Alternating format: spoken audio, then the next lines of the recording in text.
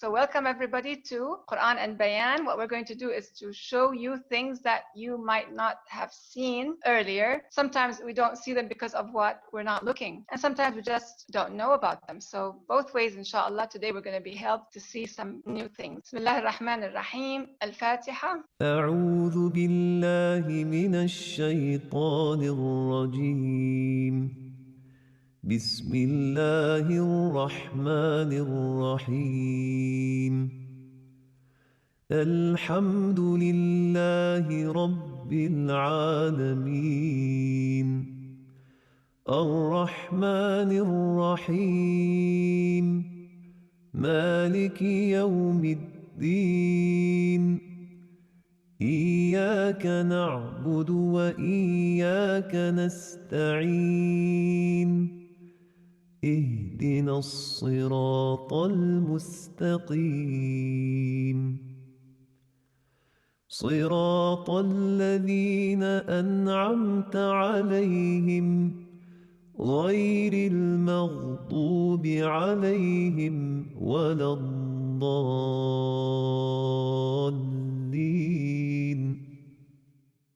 We're going to talk about something very interesting, and we're going to agonize a little bit, as Sherman Jackson said, about certain things which hurt us, but we have to know about them. And we're just going to take a look here at the left side of the screen. When we say Bismillah ar-Rahman ar-Rahim, what do we mean when we say ar-Rahman? We mean the compassionate creator. So that's something that we're going to talk about today, which is, well, I'm not going to tell you. We're going to stop at a new oasis today. So let's see. I'll keep it, I'll keep your interest up for a few more seconds. ربنا علمنا ما ينفعنا ومنفعنا بما علمتنا وزدنا علما واللهم صل وسلم وبارك على سيدنا محمد. So we are journeying through this lowly life at dunya together to get somewhere. Where are we going? We're going to go, inshaAllah, from oasis to oasis, as each oasis gives us some of its own special water to drink, and we learn something new. These oases are oases of what? Of Iman, wahat imaniya, faith and trust. We stopped last time at the oasis of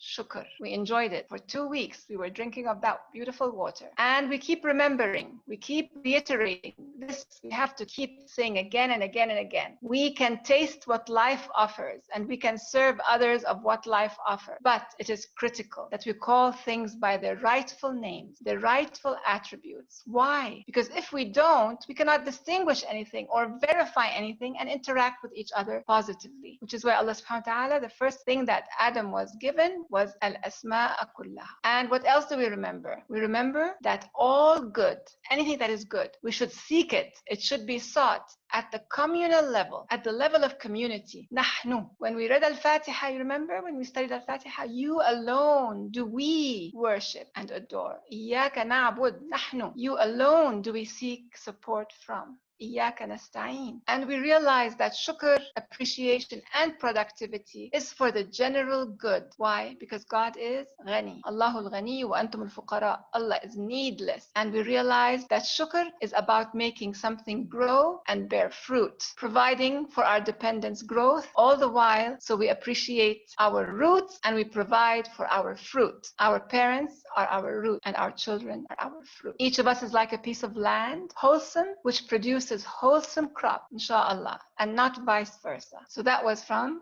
last week. So we're talking about the oasis along our life journey. We recapped our last session. Now we're going to go on to the oasis of Marhamah, compassion. We're going to talk about compassion, about Allah's compassion, about the angels and what they do for us, the Quran and the Messenger, and all of these ayahs in which they are described with compassion. Compassion is a choice. We have a choice. You cannot say, I either am a compassionate person or not. No, that's not true. You become compassionate or you don't, based on a choice. We're going to take a few studies on compassion, and we are going to understand how changing the way we look at things makes things change. And that's what we're going to agonize about. So we're going to have a point of agonizing over there. Agony, yani we're going to feel uneasy, but it's something we have to learn. And we're going to look at religious beliefs that thwarted our brotherly compassion. That's what we're going to agonize about certain beliefs that have not helped us gain compassion. And then we're going to conclude conclude with a beautiful verse on compassion. Bismillah ar-Rahman ar-Rahim. Here we stop today at another oasis. Look how beautiful it is. It's the oasis of compassion, called in the Quran al-Marhamah, from the root verb Rahama. The Quran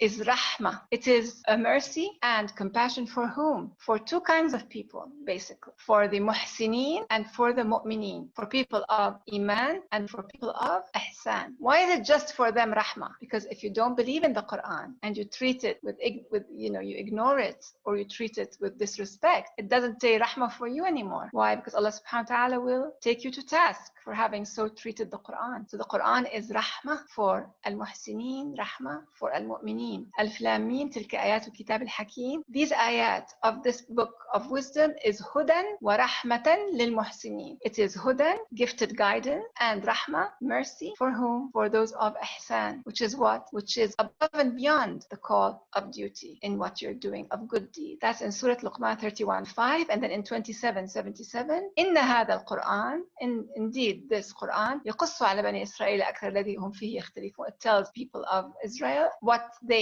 were differing about. وَإِنَّهُ لَهُدًى وَرَحْمَةٌ لِلْمُؤْمِنِينَ. So it tells them what they were differing about. However, if they were to believe in it, they become mu'mins, then what? It is hudan and it is rahmah. The same thing as the verse above, hudan wa rahmah. And that's in Surah 27:77, and then in Surah 17:82, وَنُنَزِّلُ مِنَ الْقُرْآنِ, and we reveal to you of Quran, مَا هُوَ شِفَاءٌ وَرَحْمَةٌ لِلْمُؤْمِنِينَ. Oh, so here we have the word what? Not just rahmah and not huda, or not just huda. We have another word. What is shifa? It is healing. Healing for whom? Healing for the mu'mineen, for those who have faith and trust in the Quran and in Allah subhanahu wa ta'ala. Quran is a healing. And the rahmah, of course. Compassion, rahmah, and its derivations like yarham, yarhamu, rahim, rahim, all those derivations of the word rahmah, they are mentioned more than 660 times in the Quran. Just think of that. 660 times in the Quran. That's quite a lot. That's quite a lot. How many times on each page? So compassion is one of the Quran's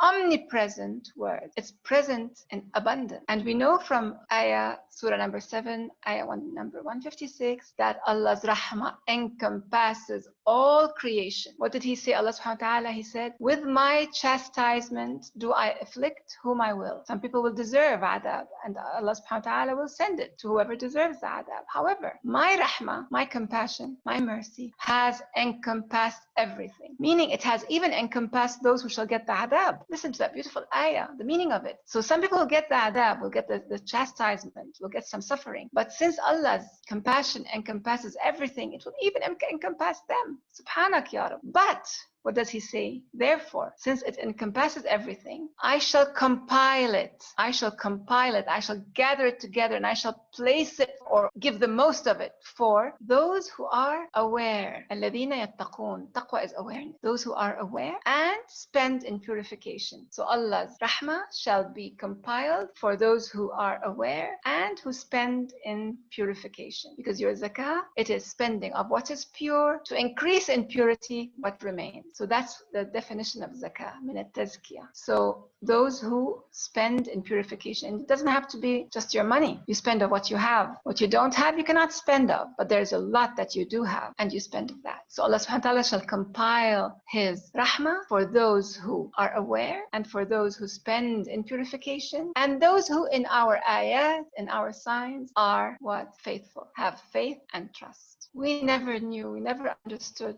what the duty of custodian angels is. We know a little bit about that, but we don't realize that Allah subhanahu wa ta'ala tells us in this surah, Surah 40, ayah 9. He says, Surah Ghafir, those who carry the arch and those around it, these are who? They are the angels, the custodian angel. What do? They extol their sustainers' limitless glory and praise. What are they doing? They're doing constant motion in devotion, tasbih. يُسَبِّحُونَ بِحَمْدِ رَبِّهِمْ, right? وَيُؤْمِنُونَ بِهِ, and they have faith and trust in Him. What else do? وَيَسْتَغْفِرُونَ لِلَّذِينَ آمَنُوا, and they implore Allah's forgiveness for those who have faith. So that's what they're doing. They're not just doing tasbih. You think that they're doing tasbih all the time? No, that's not just part of what they do. What they do is they implore Allah. They ask Allah. They plead with Allah. For what? To forgive us. If we are of those who have attained faith. If we are of the الَّذِينَ آمَنُوا then the angels are there pleading Allah to forgive us. Subhanak ya Rabb. And so they implore forgiveness for those who had attained faith, saying, Our Lord, Rabbana, thy reach is over all things in your rahmah and mercy and knowledge. So forgive then those who turn in repentance and follow your path, and preserve them from the penalty of the blazing fire. Look at their beautiful dua. Please just take a look at their beautiful dua. This is a dua you would say for yourself, but if you just imagine that the angels are saying it for you, the angels, yusalluna alaykum. The angels make salah upon you, meaning prayer for you. Yusalluna alaykum. Why? To take you out, to ask God to take you out of the darkness into the light. That's what they do. So here they are asking Allah subhanahu wa ta'ala, forgive them, those who turn in repentance and follow your path, and preserve them, save them from the penalty of the blazing fire. وَقِهِمْ عَذَابَ الْجَحِيمِ رَبَّنَا وَأَدْخِلْهُمْ. And our Lord, another plea, this is another, pleading on their part. Bring them into the gardens of perpetual bliss. وَأَدْخِلْهُمْ جَنَّاتِ عَدْنٍ الَّتِي وَعَدْتَهُمْ, which you have promised them. Together, وَمَنْ صَلَحَ مِنْ آبَائِهِمْ وَأَزْوَاجِهِمْ وَذُرِّيَّاتِهِمْ. Together, take them into your gardens, bring them there into your gardens of perpetual bliss.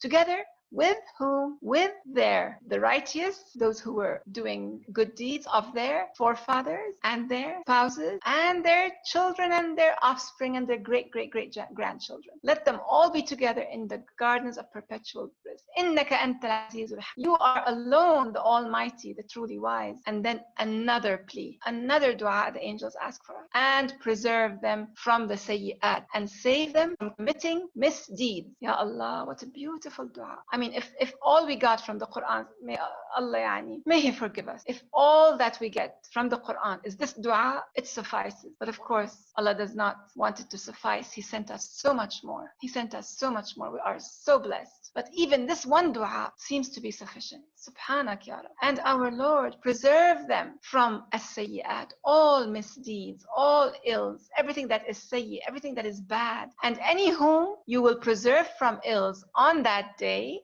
from sayyi'at on that day, faqad rahimta, you have had utmost mercy, rahmah on them, if they are preserved from their misdeeds on that day. So inshaAllah, we ask Allah subhanahu wa ta'ala to preserve us, to save us from misdeeds. Because inshallah, He will save us in life from misdeeds. And inshallah, by asking forgiveness, we will save ourselves from those misdeeds. And the angels are doing the same for us too. And then what do they say? وَقِهِمِ السَّيِّئَاتِ وَمَنْ تَقِ السَّيِّئَاتِ يَوْمَئِذٍ فَقَدْ رَحِمْتَهِ. Those upon whom sayyi'at you have preserved, you have indeed shown mercy to them. You have indeed had mercy upon them. وَذَلِكَ هُوَ الْفَوْزُ الْعَظِيمُ. That is in truth the highest achievement. Ya Allah, say inshallah, may we gain that highest achievement. The angels are praying for us. We have that going for us. Then we have the Prophet's compassion, his rahmah, sallallahu alayhi wa sallam. وَمَا أَرْسَلْنَاكَ إِلَّا رَحْمَةً لِلْعَالَمِينَ. We have only sent you as a rahmah, a mercy for all creation. And there's another ayah, بِمَا رَحْمَةٍ مِنَ اللَّهِ لِنْتَ لَهُمْ وَلَوْ كُنْتَ فَضًّا غَلِيظَ الْقَلْبِ لَانفَضُّوا مِنْ حَوْلِكَ. It is by the rahmah of Allah subhanahu wa ta'ala, which He has placed in you, that you are lenient towards them. Linta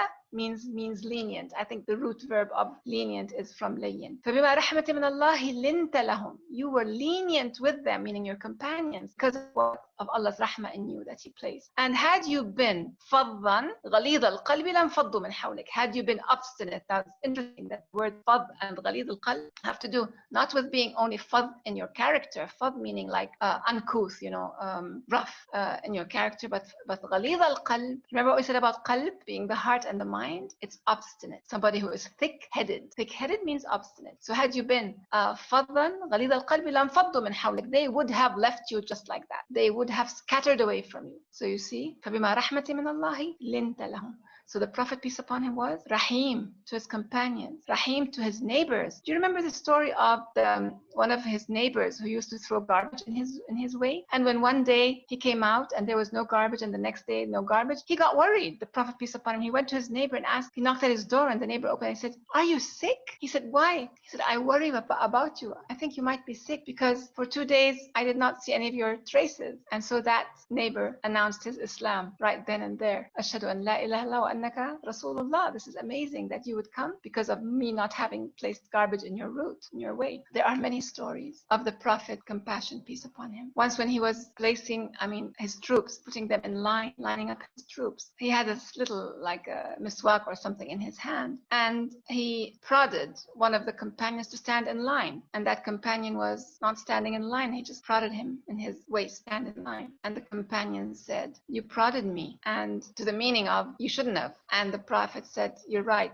اقتص مني. You have a right now to do the same thing to me that I did to you. And the companion said, well, pull up your shirt, because he obviously was waist down, waist up, unclothed. So the Prophet just put his shirt up, because the other guy told him, I'm going to prod you the same way you prodded me. And what happened? The other guy fell upon the Prophet's stomach, kissing it, because he said, I just wanted to kiss you. I just wanted my lips to touch your body. I wanted to kiss you.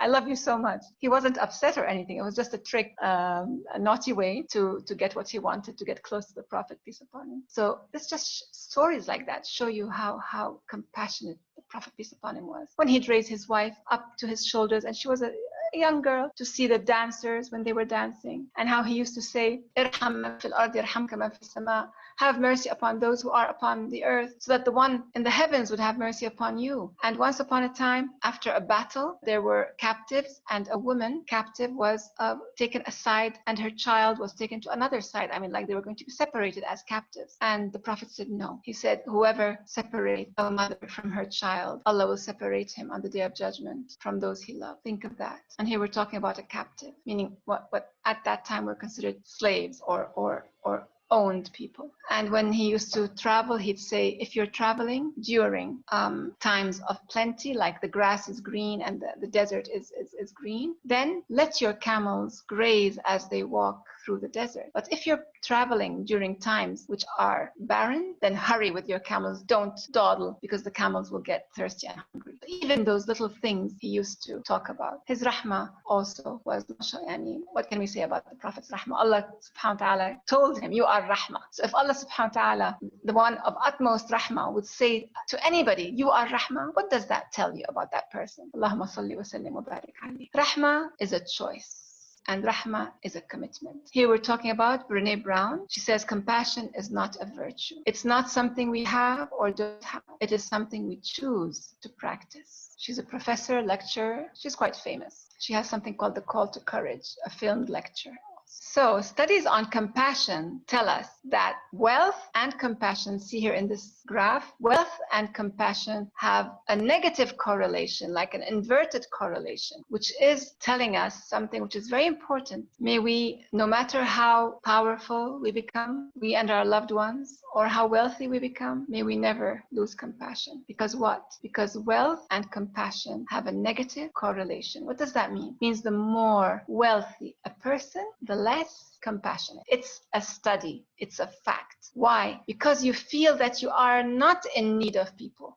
And so when you feel that you are self-sufficient, your compassion to others will be reduced, and you will not care anymore about their feelings, and you will be less likely to share with them. Less likely to share with them. And then there's the worst case scenario, which is when power and wealth come together. When power and wealth come together, that's the worst case scenario, because then you trample upon everybody and you don't care. And that is what happens to some people who have both power and wealth. May we never, ever be among those whose compassion is lost, whether we do or don't have power or wealth. May it be insignificant. So what has happened is that there's something called the rise of individualism, like I, me, my. Everything is I now. Everything is me now. Right? This rise of individualism in our culture today, it has given value, of course, to personal achievement, which is fine. It has encouraged competition, which is fine. But that has been competition between me and you, not between us as a group and another group. So you see, it has become just me and you, individuality. And the opposite of that would be the culture of collectivism, which would give value to harmony rather than personal achievement, would give value to compromise rather than competition, and would not lead to confrontation, but would rather rather lead to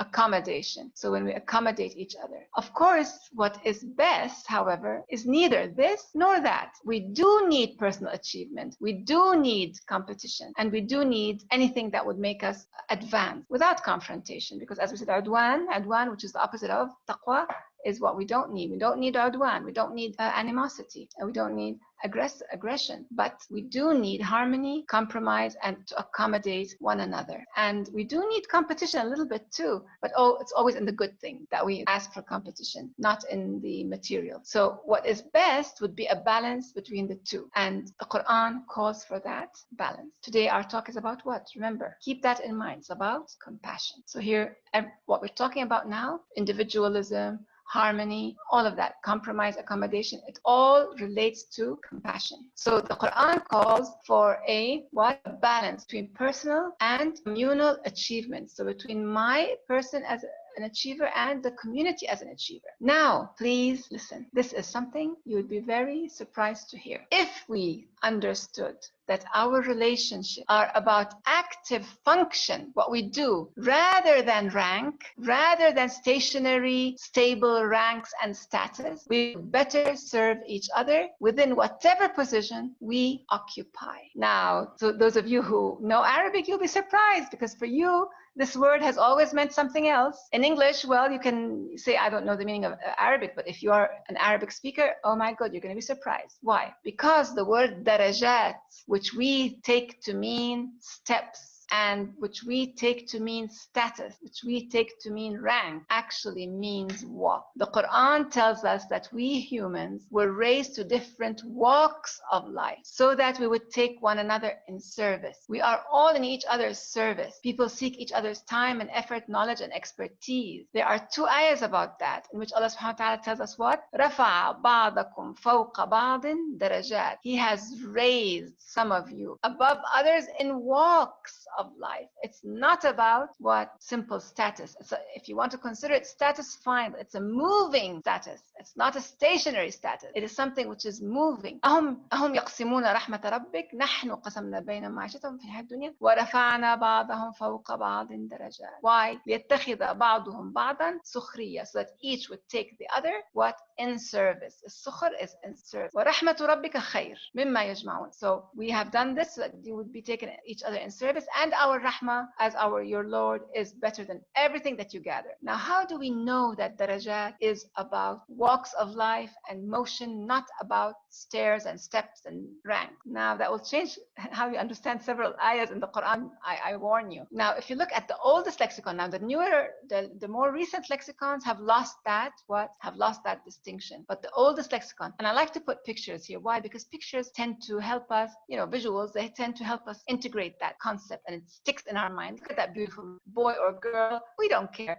Look at that beautiful child running. Look at that face. Look at that happiness. Okay, now the lexicon. What does the lexicon say? The lexicon says that the word daraja يدل على مضي الشيء والمضي في الشيء. Something passing and going. مضي, ماضي. What's the ماضي in Arabic? Al-madi, the past. So مضي is talking, meaning daraja. Daraja talks about something passing. من ذلك قولهم درج الشيء إذا مضى لسبيله. Simple passing. Something is moving. It is passing. It is in motion. ورجع فلان أدراجه. That person retraced his footsteps. Okay. إذا رجع في الطريق. ودرج الصبي إذا مشى مشيته. And the young boy has daraja when he walks his walk. درج الصبي. You say that the child daraja. He is walking, meaning that he is what? What do you mean by that? That the child is not crawling anymore. He's independent. He's walking. He's out in the street. درج الصبي. And of course, today we do know, we use the word darij meaning that something is fashionable, meaning that it is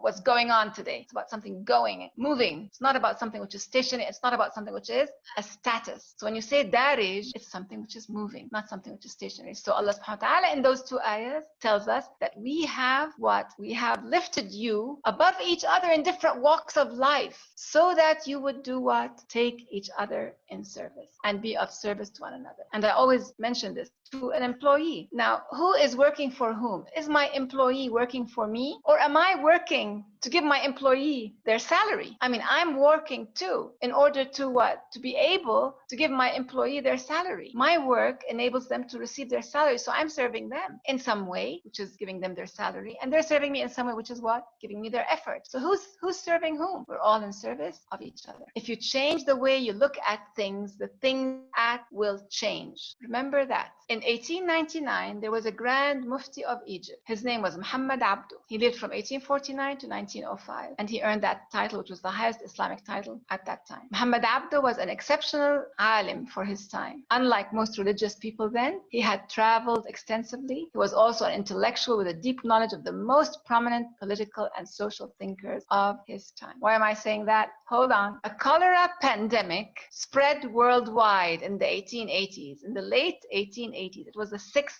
pandemic, spread worldwide. And the Grand Mufti Muhammad Abdu suggested a ban on Egyptians performing Hajj that year. This was opposed by the Khdewi, the ruler of that time, and by the rector of Al-Azhar, and by the prime minister of that time. So Egyptians participated in the Hajj and brought cholera back to Egypt, which caused 34,600 deaths. This was the fifth great pandemic. I think there were six. It originated in the Bengal region of India, swept through Asia, Africa, South America, and parts of France and Germany. Imagine that it claimed 200,000 lives in Russia in 1 year, between 1893 and 1894. And it claimed 90,000 deaths in Japan in 2 years, between 1887 and 1889. So what we're facing today is nothing new. Nothing new. Pandemics have always been there. Now, Muhammad Abdu died 4 months after that in 1905. He was given a state funeral. Soon after his death, two of his dearest projects were implemented in Egypt. The school for the Sharia court judges, so that the judges would have a court, a school, and the Egyptian University, which is today known as the University of Cairo. So Muhammad Abdu was a wonderful person, and I'm naming him here not not because I want to tell you about the pandemic, but I'm just giving you an idea of the man, because he has something else to do in our talk today on compassion. Because we're talking about compassion. If you change the way you look at things, the things you look at will change. Okay, so hold on to your seats. Now, just before we finish, we're going to agonize about something. We're going to agonize. Rahmah, that's a question. Rahmah is so prevalent in the Quran. Why is it not so prevalent amongst Muslims? Here is one reason. There's something in our disciplines, Islamic disciplines, it's a known, they call it a science, ilm, which is an-nasakh, abrogation. It's called an-nasikh wal-mansukh, the abrogator and the abrogated. The common definition is this, that there is instruction contained in earlier Quranic verses which are rescinded or negated or obliterated or deleted by later verses or by reported sayings of Prophet Muhammad, peace upon him. This renders entire Quranic passages inapplicable, although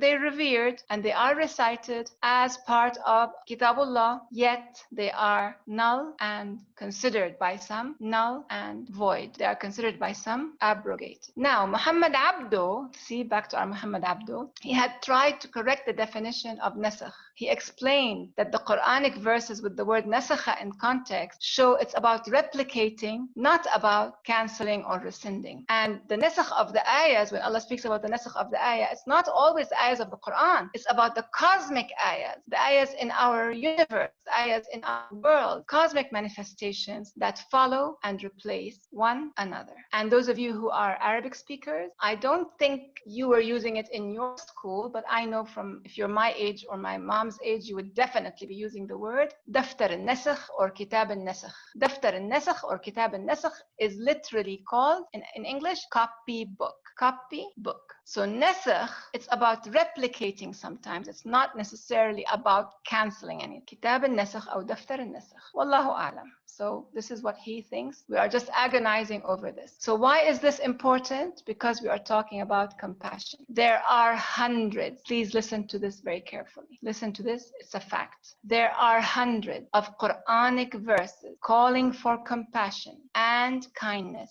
which are alleged to be abrogated by many people who are Muslim. Due to a verse, and why do they abrogate? Because of a verse. Why do they abrogate these? I mean, why do they abrogate these verses, specifically the ones about compassion and rahmah. Why do they abrogate them? They say because of a verse which they have dubbed Ayatul Sayf, the verse of the sword, Ayatul Sayf. The location of this ayah is in dispute amongst the people who say that there is an ayah of Ayatul Sayf. Where is it? The word Sayf does not appear in the Quran, not even once, not just Sayf, even Suyuf. What does he say? Imam Muhammad al-Ghazali. In his book, Glimpses into the Quran, he said, and the issue of abrogation or the embalming of certain verses, you're embalming like you would do a mummy, alleging that the verses are present, but they are disabled. They're in the Quran, but they're disabled. That is false. There is not a single verse in the Quran which can be considered disabled or sentenced to death. That is false. Every verse is functional, he says, but it is he, the wise, who knows the condition in which the verse functions. And thus, the verses of the Quran encompass the human condition with wisdom and good counsel. And he says also, besides this being faulty understanding, it is also an unwanted effrontery on revelation and an injustice against the book of God. Tatawul. So as we taste what life offers and serve others, we're still here. Where are we? At the oasis of compassion. So we're drinking from it, and there are some things we're drinking which we find sour because somebody has placed certain things in them. We want to drink pure. And what do we realize again? It is critical that we call things by their rightful names. This is one reason why I'm writing my book, to call things by their rightful names, to distinguish and verify and interact positively with each other. Compassion, plentifulness is all around us. It is our legacy. Our legacy is Marhamah. Our legacy is Marhamah. What did Allah subhanahu wa ta'ala say in Surah Al-Balad? So let's take a look at Surah Al-Balad. Have we not given him, meaning the cognizant human, have we not given him 2 eyes and a tongue and a pair of lips, and shown him the 2 uphill routes? And Najdain are routes that are going uphill, so they're not easy to traverse. These are the routes of life. We have 2 roads. Allah subhanahu wa ta'ala has given us 2 roads. We have a choice. Imma shakiran wa imma kafura in Surah 76, ayah number 3. Either you take the route of shakir, shukr, or you take the route of kufr. And another ayah in Surah 96, ayah 10, قَدْ أَفْلَحَ مَنْ زَكَّاهَا وَقَدْ خَابَ مَنْ دَسَّاهَا. You have your nafs. Allah created your nafs in the best of forms. Successful is he who, what? Purifies it and causes it, helps it to grow. And a failure is he who buries it. So we have 2 routes. We have 2 roads. We can choose. Have we not given him 2 eyes and a tongue and a pair of lips and shown him the 2 routes? But he would not traverse the hurdle. He did not want to traverse the hurdle. There's a hurdle there, and he does not want to traverse. What's the hurdle? What could make you conceive what it is? That hurdle, it is the freeing of a yoke or a neck, the freeing of somebody's neck from a yoke. And that yoke is what? The yoke of servitude, the yoke of debt, the yoke of any kind of servitude or wrongdoing. People are binding each other in yokes. All around us you find that. And it's our duty to free them. So that is the hurdle. You did not help the freeing of a yoke or the feeding upon a day of famine an orphan near or an incapacitated person in need. You did not do that. And then you were, so Allah is saying here that a person who is who is of the Marhamah would have done that. He would have done what? He would have what? Freed the neck, freed the yoke. He would have fed the day of famine an orphan, and he would have taken care of the incapacitated person in need. And after that, all of that, doing that, one should be of those who have attained faith. من الذين آمنوا وتواصوا بالصبر وتواصوا بالمرحمة. You see, you have to be of a person of faith who does what? Who instructs each other generation after generation in sabr. So we have to be doing that, teaching our kids, telling our family about sabr and about marhamah. You see, they go together. They go together, sabr and marhamah. So you have sabr for yourself and you have marhamah for everybody else. You cannot have other than that. So you should be tawasaw. You should be telling your children about sabr and telling them about marhamah. Now this is interesting how the word comes here, marhamah. Allah says, As-ḥaab al Maymanah. These are those who shall be on the right side. Interesting to see the word rahmah. Marhamah, not rahmah. Because you would think what? وَتَوَاصَوْا بِالصَّبْرِ وَتَوَاصَوْا بِالرَّحْمَةِ. Not تَوَاصَوْا بِالْمَرْحَمَةِ. What's the difference? What's the difference between rahmah and marhamah? The difference is that marhamah is اسم المكان على وزن مفعلة للدلالة على كثرة الشيء في المكان.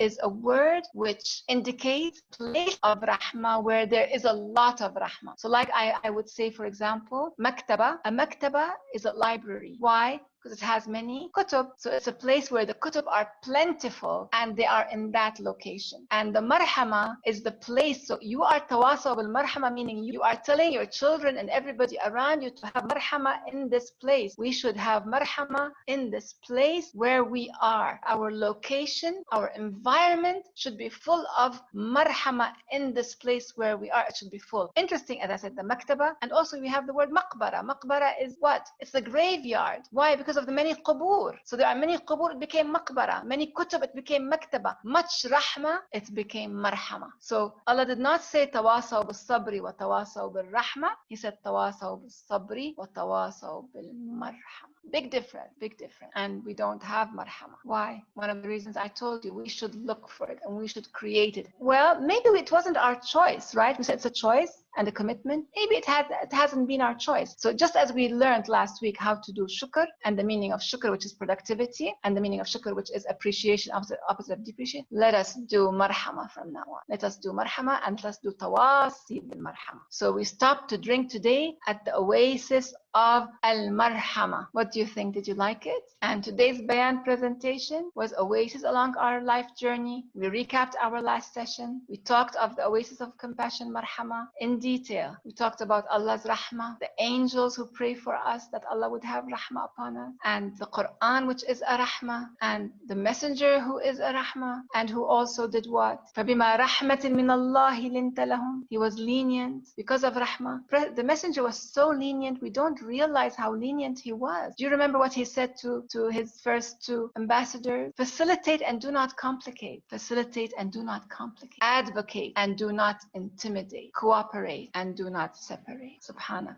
Subhanallah. Allahumma salli wa sallim wa barik alayhi. Compassion is a choice. We can take it and we can leave it. But it's a choice we should make if we want to be considered of alladhina amanu. Wa tawasaw bil haqqi. Bil sabri, sorry. Wa tawasaw bil marhamah. Right? In the other ayah, it was tawasaw bil haqqi wa tawasaw bil sabr. Because haqq has to come before sabr, which is doing the right thing, justice and truth. They have to come before sabr. You cannot have patience and forbearance when there's no justice and no truth. So truth and justice come first, and patience come, and forbearance comes after that.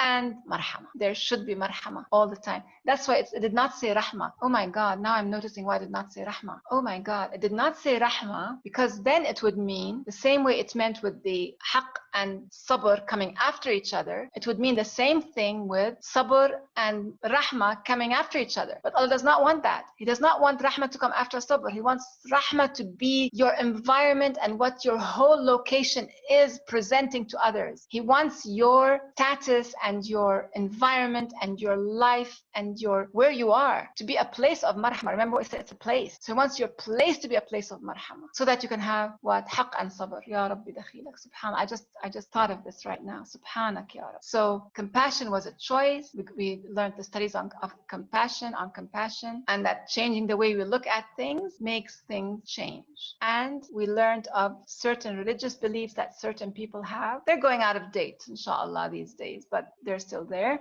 that thwarted our brotherly compassion. And so with that, we conclude our talk today. بسم الله الرحمن الرحيم آمن الرسول بما أنزل إليه من ربه والمؤمنون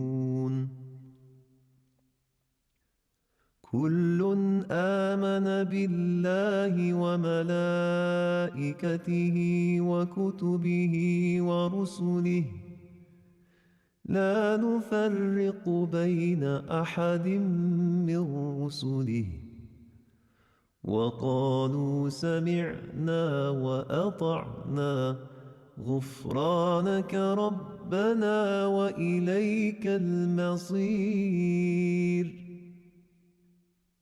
لا يكلف الله نفسا إلا وسعها لها ما كسبت وعليها ما اكتسبت ربنا لا تؤاخذنا إن نسينا أو أخطأنا ربنا ولا تحمل علينا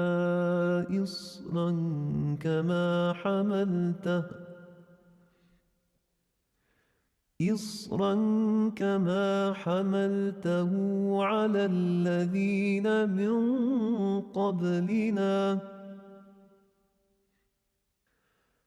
ربنا ولا تحملنا ما لا طاقة لنا به واعف عنا واغفر لنا وارحمنا